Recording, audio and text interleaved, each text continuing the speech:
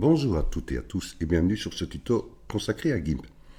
Alors ici, de quoi allons-nous parler? Mais je vais encore vous montrer un petit tuto, puisque nous sommes toujours ici, enfin, pour ma part, toujours au mois d'août, c'est pas toujours facile. Donc vous avez remarqué que j'ai fait de petits tutos. Donc à partir des prochains tutos, nous allons recommencer à faire de très jolis montages. Alors, allons ouvrir une image, qui est celle-ci. Bien s'ouvrir, voilà. Et de quoi allons-nous parler? Mais justement ici, une petite astuce qui peut être intéressante, c'est-à-dire à propos des filigranes, c'est-à-dire avoir une protection sur vos images. Vous avez votre image de base, un exemple celle-ci, et vous voulez la protéger quand vous voulez par exemple, la distribuer ou la montrer. Alors, pour ce faire, je vais dupliquer cette image. Voilà, et je vais prendre une première astuce qui est prendre l'outil texte en noir.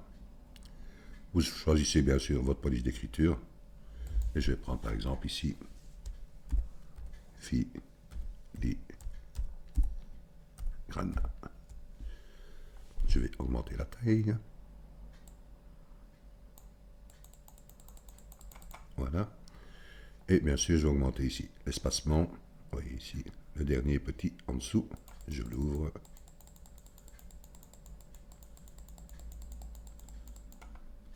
Voilà un exemple. Je positionne mon texte en cliquant ici sur l'outil de déplacement. Voilà, je vais le mettre ici par exemple. Alors, une des premières astuces, mais c'est tout simple. Il suffit simplement d'aller dans les modes et prendre par exemple superposer. Vous voyez, vous pouvez prendre superposer comme vous pouvez prendre aussi lumière douce. Oui, ça atténue encore. Libre à vous. Je vais prendre par exemple superposer. Vous voyez, et vous pouvez mettre votre calque par exemple aux dimensions de l'image. Vous pouvez encore jouer bien sûr avec son opacité. Vous voyez. Et ça prend automatiquement de la transparence, un genre de transparence sur votre filigrane. Voici une des premières possibilités. Vous en avez une autre. Je vais fermer l'œil de celui-ci. Voilà. Je reclique sur mon calque de la copie. Et maintenant, je vais reprendre le même texte, mais je vais le mettre en blanc. Ça fonctionnera en blanc ou en gris, mais pas en noir. C'est pour ça que je vous ai montré la fonction en noir avec les modes. Et ici, je vais le prendre en blanc. Voilà, je vais refaire exactement la même chose. Et je vais taper filigrane.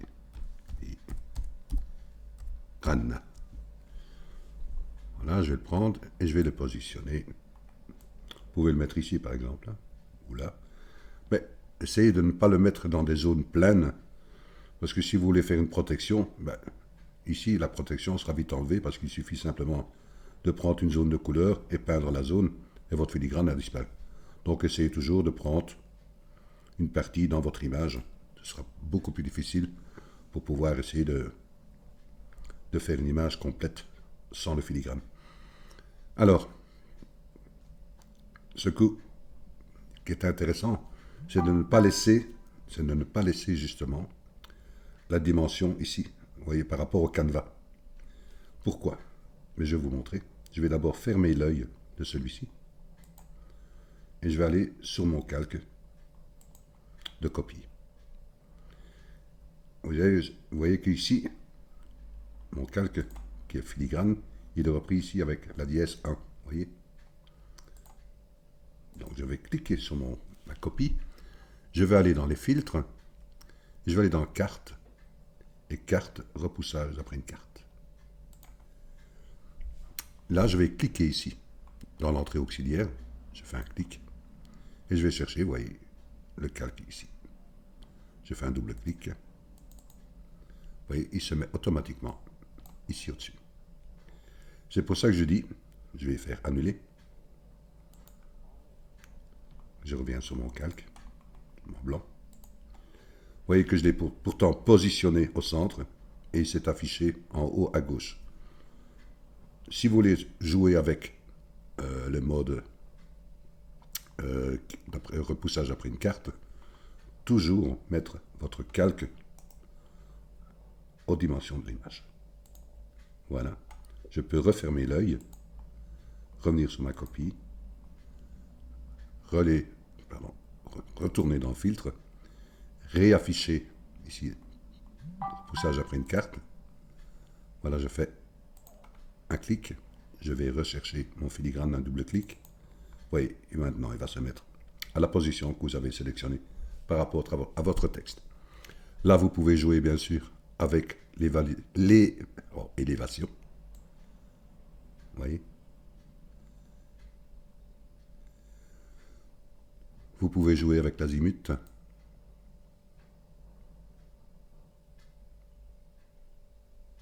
Voilà.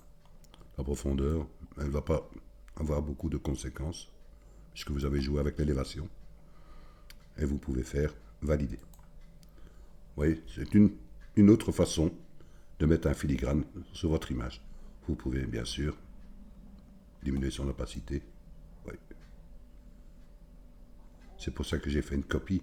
Parce que si vous n'avez pas la copie et vous travaillez sur son opacité, ben, automatiquement vous allez travailler sur l'opacité de l'image aussi. Donc c'est pour ça que j'ai fait une copie. Enfin, j'ai travaillé sur une copie. Vous voyez, vous avez cette possibilité ici. Ou vous avez cette possibilité-là. Voilà. Petit tuto intéressant. Ça peut servir. Je vous dis encore un grand merci de votre écoute. Et je vous dis bien sûr à bientôt pour de nouveaux tutos. Et bien sûr, sur de nouvelles créations et de jolis montages. Merci à vous. Merci de votre écoute.